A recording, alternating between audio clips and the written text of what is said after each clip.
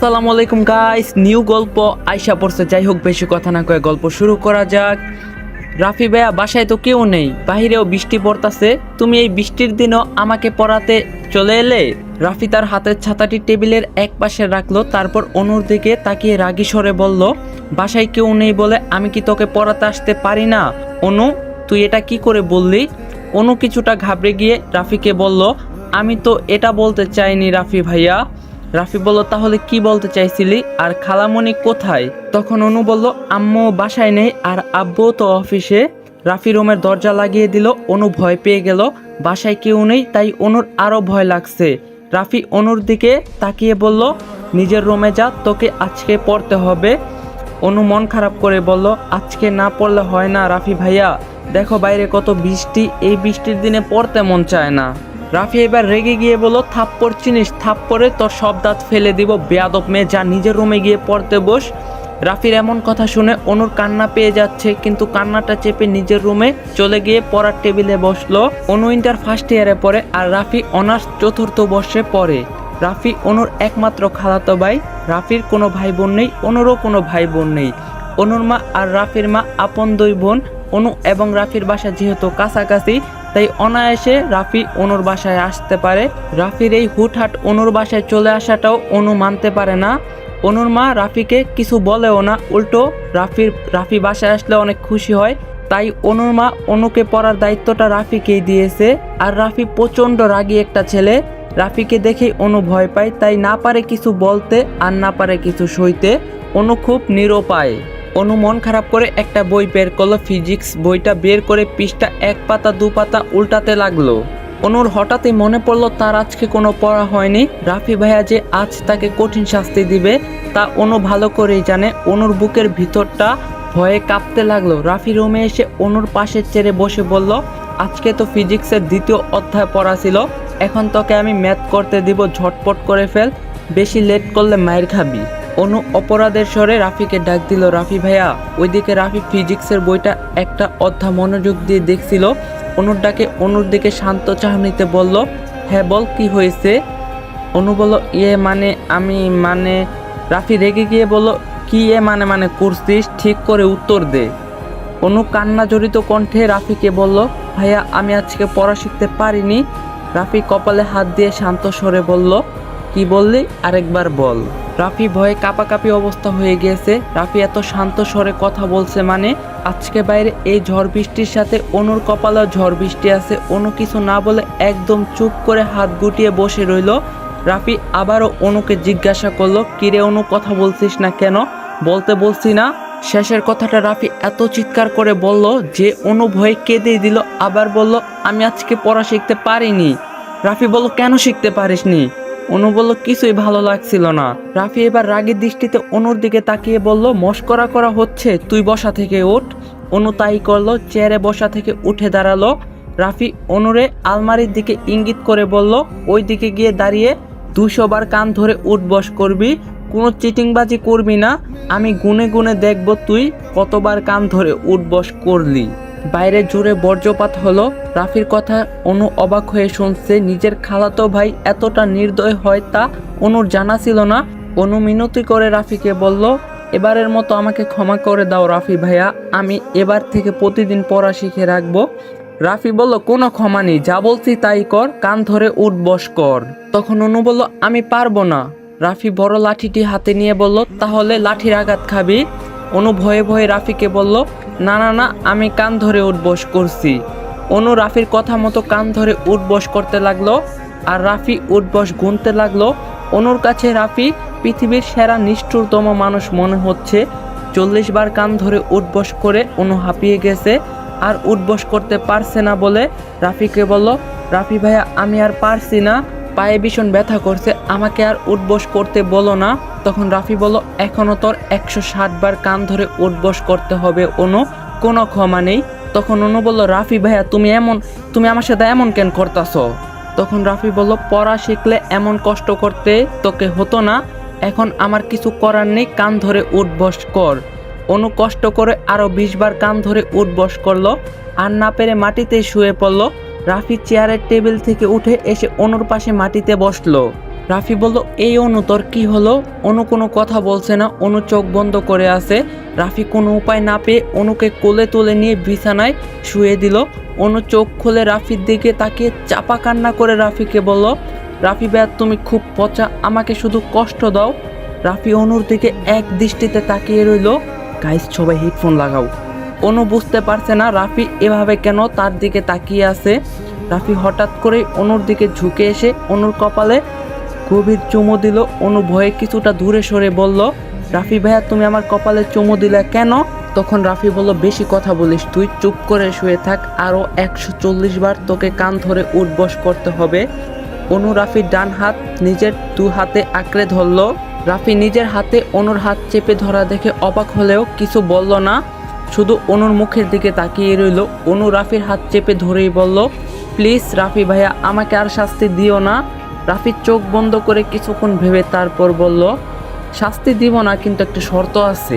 অনু ভয় পেয়ে রাফিকে বলল, কি শর্ত ভাইয়া? রাফি বলল, তোকে আমার দুগালে দুটো চুমু দিতে হবে। অনু চোখ বড় বড় করে শুয়ে থাকা থেকে উঠে বসে রাফির দিকে তাকিয়ে অবাক হয়ে বলল, কি? রাফি স্বাভাবিক কণ্ঠে বলল, যা শুনলি তাই করতে হবে, না হলে তোকে 140 বার কান ধরে উঠবস করতে হবে। অনু ভয় পাওয়ার দৃষ্টিতে রাফির দিকে তাকিয়ে বলল, আমি তোমার দুগালে চুমু দিতে পারবো না রাফি ভাইয়া, তুমি আমাকে অন্য কিছু করতে বলো। রাফি অনুর দিকে হিংস্র দৃষ্টিতে বলল, তাহলে 140 বার কান ধরে উঠবস কর। রাফি কথায় অনু কান্না পেয়ে যাচ্ছে। কতটা লজ্জাজনক পরিস্থিতিতে রাফি অনুকে ফেলছে। অনু কি করে এটা করবে? আর না করেও তো কোনো উপায় নেই, কারণ অনুর পায়ে এখন খুব ব্যথা করছে। পায়ের ব্যথায় উঠতে পারবে কিনা সন্দেহ। অনু উপায় না পেয়ে রাফির কাছে গেল। রাফি এখনো অনুর দিকে তাকিয়ে আছে। অনু রাফির খুব বেশি কাছে। রাফির থেকে অনুর দূরত্ব 1 ইঞ্চি। অনুর ভীষণ ভয় লজ্জা লাগছে, তাই অনু চোখ বন্ধ করে রাফির 2 কাঁধে নিজের 2 হাত রেখে রাফির গালে চুমু দিতে গেল, কিন্তু ভুলবশত অনু রাফির গালে চুমু দিতে গিয়ে ঠোঁটে চুমু দিয়ে ফেললো। অনু চোখ খুলে যখন ব্যাপারটা বুঝতে পারলো, তখন অনেক জোরে চিৎকার দিল। এটা অনু কি করে ফেললো? ভুলবশত কিনা রাফি ভাইয়ের ঠোঁটে চুমু দিয়ে ফেললো। এবার অনু বিছানায় হাত পা ছড়িয়ে ছিটিয়ে কান্না করতে লাগলো, কিন্তু রাফি সেই একইভাবে বিছানার এক পাশে বসে আছে। রাফি অনুর কান্না দেখে মনে মনে রাফি হাসি পেলেও মুখে অনুকে বলল, বাহ অনু বাহ, তুই তো দেখি এক ধাপ এগিয়ে গিয়েছিস রে। তোকে বললাম আমার দুগালে চুমু দিলেই তুই শাস্তি থেকে মুক্তি পাবি, আর তুই কিনা সরাসরি আমার ঠোঁটে চুমু দিয়ে বসলি। তুই ভীষণ দুষ্ট হয়ে গেছিস। অনু একবার রাফির দিকে রাগী দৃষ্টিতে তাকালো, তারপর আবার লজ্জা পেয়ে তাড়াতাড়ি করে বিছানার কাঁথা নিজের শরীর এবং মুখে জড়িয়ে শুয়ে পড়ল। অনু রাফির বিপরীত দিকে ঘুরে শুয়ে রাফিকে বলল, রাফি ভাইয়া তুমি তোমার বাসায় চলে যাও, প্লিজ আমাকে আর কিছু বলতে এসো না। তখন রাফি বলল, বাইরে খুব ঝড় বৃষ্টি হচ্ছে, আর তুই আমাকে এই ঝড় বৃষ্টির দিনেও তোর বাসা থেকে তাড়িয়ে দিচ্ছিস। অনু আমার যদি কিছু হয়ে যায়, তখন তুই নিজেকে ক্ষমা করতে পারবি তো? তখন অনু তাড়াতাড়ি করে রাফির দিক করে শুয়ে পড়ল। তারপর রাফির দিকে তাকিয়ে অনু বলল, তোমাকে বাইরে যেতে হবে না রাফি ভাইয়া, তুমি এখানেই বসে থাকো। রাফি নিজের মোবাইল ফোন বের করে গেমস খেলতে লাগলো। বেশ কিছুক্ষণ সবকিছু নীরব হয়ে রইল। অনু মুখের উপর এখনো কাঁথা দিয়ে রয়েছে। অনুর বুকের ভিতরটা টিপ টিপ করছে। ওই সময় কি করে বসলো রাফি ভাইয়ের ঠোঁটে কিনা অনু আর কিছু ভাবতে পারল না। নীরবতার পর্যায় শেষ করে রাফি অনুকে জিজ্ঞাসা করলো, অনু তুই বাসায় একা কেন, খালামণি কোথায় গেছে? তখন অনু কাঁথা থেকে মুখ তুলে রাফির দিকে তাকিয়ে বলল, আম্মু বাজারে গেছে রাফি ভাইয়া, আজ বাসায় আদা রসুন তেল চিনি লবণ কিচ্ছু নাই, সব শেষ হয়ে গেছে। আম্মু আব্বুকে বলতে খেয়াল ছিল না, ফোনে টাকাও নেই, তাই তো আম্মু বাজারে চলে গেল। কিন্তু ঝড় বৃষ্টির জন্য হয়তো আম্মু কোথাও দাঁড়িয়ে অপেক্ষা করছে কখন বৃষ্টি থামবে। রাফি অনুর দিকে তাকিয়ে বলল, খালামণি ছাতা নেয়নি? অনু বলল, নেয়নি তো, এজন্যই তো আম্মুর আসতে দেরি হচ্ছে। রাফি উঠে দাঁড়ালো। অনু অবাক হয়ে রাফিকে জিজ্ঞাসা করলো, কি হলো রাফি ভাইয়া, উঠে পড়লে কেন?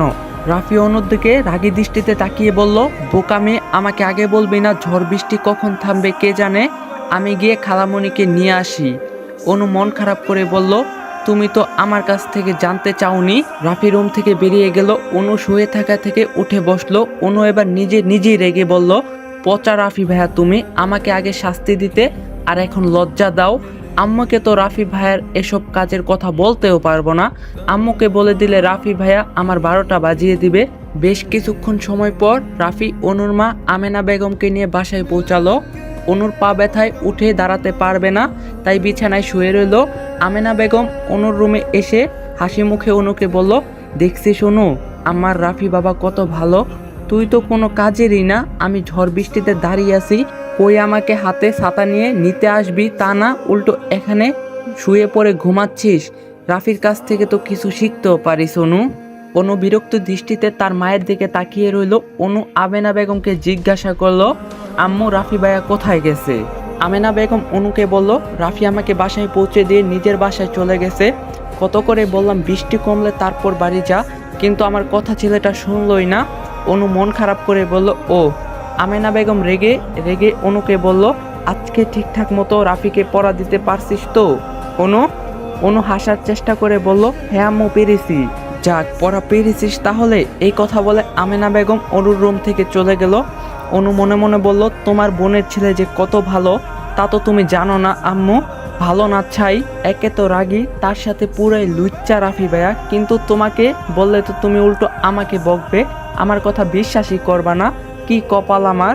অনু মনে মনে এসব ভাবছিল, তখন অনুর ফোনে রাফির কল আসলো। অনু ফোনের স্ক্রিনে রাফি ভাইয়ের নাম দেখে চমকে উঠলো। রাফি ভাইয়া আবার কল দিল কেন? কাপা কাপা হাতে ফোনটা হাতে নিয়ে রিসিভ করে অনু বলল, হ্যালো রাফি ভাইয়া। রাফি রাগী স্বরে বলল, আজকে তো পড়া দিতে পারলি না, গতকালকের পড়াটাও আজকে শিখে রাখিস অনু, আগামীকাল পড়া না পারলে তোর কপালে দুঃখ আছে। তোর পায়ে ব্যথা দেখে বাড়তি পড়া দিলাম না, পায়ে মলম লাগিয়ে নিস, ফোন রাখলাম, বাই। রাফি ফোন রেখে দিল। অনুর মন খারাপ করে বলল, এই পায়ে ব্যথা নিয়েও এখন আমাকে পড়তে হবে? রাফি ভাইয়া তুমি এত নিষ্ঠুর কেন? আর তোমাকেই কেন আমার টিউশনি করতে হলো?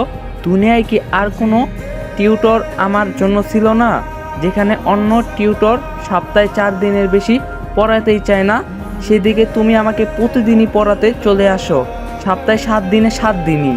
এটা আমার সাথে খুব অন্যায় করা হচ্ছে, আমি একটু ছুটির দিনও পাচ্ছি না, ভালো লাগে না কিছু। অন্যদিকে নিজের রুমের সোফায় রাফি বসে আছে। রাফির জ্বর সাথে ঠান্ডাও লেগে গেছে, কারণ নিজের ছাতাটাও রাফি তার খালামণিকে দিতে হয়েছিল, যেহেতু তার খালামণি বৃষ্টিতে ভিজতে বারণ করছিল।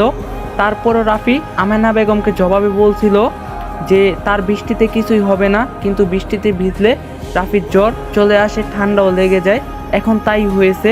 রাফি রুমাল দিয়ে নিজের মাথা মুছতে মুছতে বলল, জ্বর ঠান্ডা আসার আর টাইম পেল না, কিন্তু আমার যতই জ্বর ঠান্ডা লাগুক না কেন, কাল অনুকে আমি পড়াতে যাবই। মেয়েটা একটুও পড়াশোনা করে না, এই অনুকে নিয়ে যে আমি কোথায় যাব? রাফি নিজের ফোনের গ্যালারিতে সেট করে রাখা অনুর হাসি মুখের ছবিটি দেখতে লাগলো। অনু যখন পড়া না পেরে নিজেকে শাস্তি থেকে বাঁচানোর জন্য মুচকি হেসে রাফির সাথে কথা বলছিল, তখনই রাফি অনুর অজান্তে ছবিটি তুলে ফেলে। রাফি অনুর ছবির দিকে তাকিয়ে আবারও বলতে লাগলো, তুই খুব বোকা অনু, এতটাই বোকা না হলেও পারতি, কিন্তু তোর এই বোকামিতে খুব মানায়। পরের দিন বিকালে কলিং বেল বাজলো। অনু দরজা খুলে দেখে রাফি এসেছে। অনু মুখটা গোমট করে নিজের রুমে চলে গেল। অনু নিজের চেয়ারে বসে পড়লো। রাফি অনুর পাশের চেয়ারে বসলো। অনু রাফির দিকে তাকিয়ে চোখ নামিয়ে নিল, কিন্তু আবারও খেয়াল করে রাফির দিকে অনু তাকালো। এবার রাফি রাগী স্বরে অনুকে বলল, কিরে অনু, এভাবে আমার দিকে তাকিয়ে আছিস কেন? অনু অবাক হয়ে রাফিকে বলল, রাফি ভাইয়া তোমার চোখ মুখ খুব লাল হয়ে আছে। রাফি বইয়ের পাতা উল্টাতে উল্টাতেই অনুর দিকে তাকিয়ে থেকে বলল, আমার চোখ মুখ লাল হয়েছে ভালো কথা, তাতে তোর কি অনু, তুই পড়ায় মনোযোগ দে। তোমার চোখ লাল দেখতে আমার ভালো লাগছে না রাফি ভাইয়া। অনু হঠাৎ করেই রাফির কপালে হাত ছুঁয়ে দিল। রাফি নিজের কপালে রাখা অনুর হাতটা সাথে সাথে চেপে ধরে সরিয়ে ফেলল। অনু আর্তনাদ করে বলল, রাফি ভাইয়া তোমার তো খুব জ্বর। রাফি বলল, আই ডোন্ট কেয়ার। অনু বলল, রাফি ভাইয়া তুমি ওষুধ খাওনি? এবার রাফি রেগে চিৎকার করে বলল, জাস্ট সেট আপ অনু, আমাকে নিয়ে বেশি কথা বলবি না, পড়া বের কর। অনু রাফির ধমক খেয়ে কাঁদতে লাগলো। রাফি অনুর কান্না সহ্য করতে পারে না, তাই রাফি অনুর চোখের জল মুছে দিতে লাগলো। অনু এবার রাফির হাত চেপে ধরলো। অনু রাফির হাত চেপে ধরে রাফি রেগে অনুকে বলল, আমার হাত ছাড় অনু। রাফি রেগে গেছে বুঝতে পেরে অনু হাত ছেড়ে দিল। মুহূর্তেই অনু রাফিকে বলল, আমি আজকে পড়বো না রাফি ভাইয়া, তুমি যতই আমাকে জোর করো না কেন আমি পরবো না। রাফি হাতে লাঠি নিয়ে বলল, কি বললি তুই? রাফির হাতে লাঠি দেখে অনু ভয়ে ভয়ে বলল, তোমার শরীরে জ্বর রাফি ভাইয়া, এত কষ্ট করে তোমায় আজকে আমাকে পড়াতে হবে না, তুমি এখানে বসো, আমি তোমার জন্য খাবার নিয়ে আসছি। রাফি বলল, আমি কিছুই খাবো না অনু, আর তোকে পড়তে হবে মানে পড়তেই হবে। অনু বলল, কিন্তু আমি তো পড়বো না। রাফি রেগে গিয়ে বলল, বুঝতে পেরেছি তুই আমার কথা শুনবি না, তোর পড়াশোনায় মনোযোগ নেই, বেশ ভালো কথা। আমি আর তোকে কোনোদিন পড়াতে আসবো না, আজকেই তোকে লাস্ট পড়ালাম, আমি চললাম। রাফি অনুর রুম থেকে চলে গেল। রাফির কথায় অনু অবাক হলো, সত্যি রাফি ভাইয়া আর পড়াতে আসবে না? রাফি ভাইয়া পড়াবে না এটা তো ভালো কথা, কিন্তু অনুর এত মন খারাপ কেন হচ্ছে অনুর জানা নেই। অনুর টেবিলে মাথা ঠেকিয়ে কাঁদতে লাগলো। রাফি চলে যাচ্ছে দেখে আমিনা বেগম রাফিকে ডাক দিয়ে জিজ্ঞাসা করলো, রাফি বাবা, তোমার অনুকে পড়ানো হয়ে গেছে?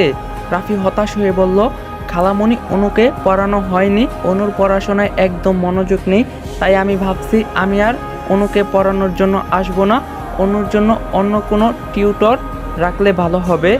আমেনা বেগম অনুর উপর রেগে গিয়ে রাফিকে বলল, মেয়েটা এত খারাপ হয়ে গেছে, আজকে আমি অনুকে উচিত শিক্ষা দিব। অনুর মা রেগে অনুর রুমে যাওয়ার জন্য রওনা দিতে গেলেই রাফি বাধা দিয়ে বলল, না খালামণি, অনুকে কিছু বলো না, অনু বাচ্চা মেয়ে, আমি হয়তো অনুকে ঠিকঠাক পড়াতে পারছি না। আমেনা বেগম রাফিকে বলল, তুমি এত মেধাবী ছাত্র হয়ে অনুকে ঠিকঠাক পড়াতে পারছো না, এটা আমার বিশ্বাস হচ্ছে না বাবা। রাফি আমেনা বেগমকে বলল, কিন্তু এটাই সত্যি খালামণি, আমি অনুর জন্য সঠিক শিক্ষক নই, আমি এখন আসি খালামণি। রাফি, বাবা দাঁড়াও, কিছু না খেয়ে চলে যাচ্ছ কেন? রাফি বলল, আমার খিদা নেই খালামণি, আমি আসি, আর এমনিতেও তো মাঝে মাঝে এই বাড়িতে আসবই। রাফি আর এক মুহূর্ত দাঁড়ালো না, অনুর বাড়ি থেকে বেরিয়ে চলে গেল। অনুর মা মন খারাপ করে অনুর রুমে গিয়ে দেখে অনু টেবিলে মাথা ঠেকিয়ে বসে আছে। অনুর মা অনুর রুমে এসে বলল, তুই কেন রাফিকে তাড়িয়ে দিলি অনু? অনু তার মায়ের মুখে এমন কথা শুনে চোখের জল মুছে ভাঙা গলায় বলল, আমি রাফি ভাইয়াকে তাড়িয়ে দেইনি আম্মু, রাফি ভাইয়া নিজেই চলে গেছে। আমেনা বেগম অবাক হয়ে অনুকে বলল, তুই কাঁদছিস কেন অনু? রাফি তোকে আর পড়াতে আসবে না, তোর তো খুশি হওয়ার কথা। অনু খেয়াল করে দেখলো, হ্যাঁ অনু কাঁদছে, কিন্তু কেন কাঁদছে সেটাই বুঝতে পারছে না। অনু চুপ করেই রইল। আর অন্যদিকে রাফি মাঠের এক কোনায় বেঞ্চে বসে আছে। রাফির সাথে আছে রাফির বন্ধু আবির, নিলয়, প্রান্ত, রিধি, মিম। ঠিক তখনই আবির জিজ্ঞাসা করলো, কিরে মামা রাফি, মন খারাপ করে বসে আছিস কেন? আমরা সবাই বক বক করছি, তুই তো কিছুই বলিস না, কি হয়েছে তোর? জ্বরের শরীর নিয়েও এখানে আড্ডা করতে চলে এলি? রাফি উত্তরে বলল, জানি না। তখন রিদি রাফিকে বলল, তোর মতো সুদর্শন ছেলেকে মন খারাপে মানায় না রাফি, তোরে রাগী লোকেই মানায়, তুই তো আমাদের বললি তোর শরীর খারাপ, তাহলে বাসায় গিয়ে রেস্ট নে, না হলে আমাদের সাথে গল্প কর। রিদির কথা শুনে মিম বলল, হ্যাঁ ঠিক বলছিস রিদি, এই রাফি যে কেন মন খারাপ করে এখানে বসে আছে কিছুই বুঝতে পারতাছি না। ঠিক তখনই নিলয় রাফির কাঁধে হাত রেখে বলল, কিরে কিরে মামা, ছেঁকা টেকা খাইছিস নাকি মামা? রাফি নিজের কাঁধ থেকে নিলয়ের হাতটা ছাড়িয়ে নিয়ে মন খারাপ করে বলল, সবসময় মজা ভালো লাগে না নিলয়। প্রান্ত হেসে বলল, বুঝছি, পোলায় প্রেমে পড়া দেবদাস হইছে রে। বন্ধুদের কথাবার্তায় রাফির কাছে ভালো লাগছে না, তাই রাফি সেখান থেকে উঠে চলে গেল। সবাই পিছন থেকে ডাকতে লাগলো, কিন্তু রাফি শুনলো না। বাসায় গিয়ে বাথরুমে শাওয়ার সেরে দিয়ে রাফি অনেকক্ষণ ভিজতে লাগলো। আর রাফি মনে মনে বলল, আমার কেন যেন মনে হচ্ছে আমি অনুর প্রতি খুব বেশি দুর্বল হয়ে যাচ্ছি। না, আমার এত দুর্বল হলে চলবে না, সামনে আমার অনার্স ফাইনাল এক্সাম, সারাদিন অনুর কথা ভাবা চলবে না, আর কখনো অনুকে পড়াতে যাব না আমি। অনুর কাছে গেলে নিজেকে কেমন যেন পাগল পাগল মনে হয়, এটা হতে দেওয়া চলবে না। রাফি প্রায় 2 ঘন্টা শাওয়ারে দাঁড়িয়ে থাকার পর বাথরুম থেকে বেরিয়ে আসলো। নীল কালার টি শার্ট আর জিন্স পরে রাফি বিছানায় শুয়ে পড়লো। রাত 8টা বাজে, কিন্তু রাফি এখনো শুয়ে আছে। রাফির মা রেহানা পারবেন অনেকবার রাফিকে খাবার খাওয়ার জন্য ডাক দিয়েছে, কিন্তু রাফি তার মায়ের কথা শোনেনি। এই গরমেও রাফি কম্বল গায়ে দিয়ে শুয়ে আছে। রুমে এসি চলছে, তবুও রাফির শরীর প্রচণ্ড গরম। হঠাৎ রাফির গালে কারো শীতল হাতের স্পর্শ পেয়ে রাফির চোখ খুলে তাকালো। সামনে অনুকে দেখে রাফি অবাক হলেও তার চেয়ে বেশি অবাক, কারণ অনুর চোখ মুখ ফুলে আছে। দেখেই মনে হচ্ছে ভীষণ কেঁদেছে অনু, কিন্তু অনু কান্না করছে কেন? রাফি মনে মনে বলল, আমি চলে এসেছি, তোর তো খুশি হওয়ার কথা, তাহলে তুই কেন কাঁদলি অনু? তোর মন কেন এত খারাপ? আচ্ছা তাহলে আমার মনে যে অনুভূতিগুলো আমাকে তাড়া করে বেড়ায়, সেই অনুভূতিগুলো কি তোকেও তাড়া করে বেড়ায়? আমার মতো তুইও কি আমাকে নিয়ে ভাবিস অনু? রাফির ভাবার মাঝে অনু কান্না মিশ্রিত কণ্ঠে বলল, রাফি ভাইয়া তুমি খুব খারাপ। তখন রাফি অনুর দিকে কিছুক্ষণ তাকিয়ে থেকে একটানে অনুকে নিজের বুকের সাথে মিশিয়ে নিল। অনু ভয় পেয়ে রাফিকে বলল, কি করছো রাফি ভাইয়া, আমাকে ছাড়ো। গাইস আজকের পার্টটা এখানে শেষ হলো। আর এই video like target 2K, 2K like complete করলে কালকেই পার্ট 2 পাইবা। যারা পেজ থেকে ভিডিওটা দেখতেছো, পেজের নাম হলো প্রফেশনাল গল্প ইয়ামিন, কেউ ফেক পেজে ফলো দিবা না। আর যারা ইউটিউব চ্যানেল থেকে দেখতেছো, চ্যানেলের নাম হলো ইয়ামিন অন ফায়ার 2.0, কেউ ফেক চ্যানেলে সাবস্ক্রাইব করবা না। তো দেখা হইতাছে পার্ট 2 তে। সবাই ভালো থাকো, সুস্থ থাকো, আল্লাহ হাফেজ।